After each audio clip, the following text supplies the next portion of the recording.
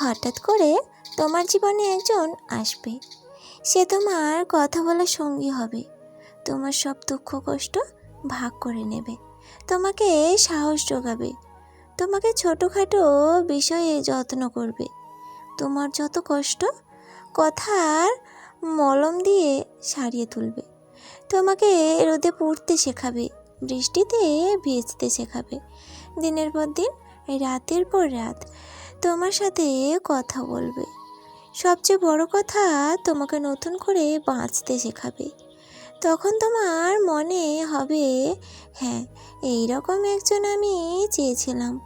অনেক বছর অপেক্ষার পর আমি তাকে পেয়েছি, আমার পাশে আছে একজন।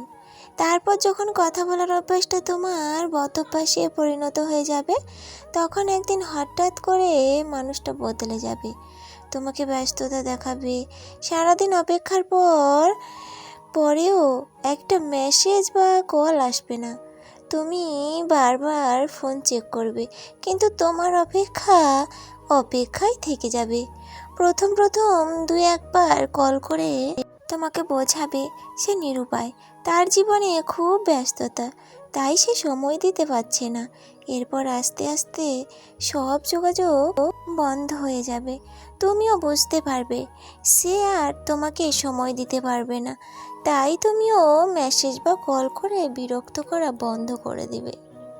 যে মানুষটির জন্য একদিন তুমি ডিপ্রেশন থেকে বেরিয়ে এসেছিলে, আবার সেই মানুষটির জন্যই তুমি আরও গভীর ডিপ্রেশনে চলে যাবে।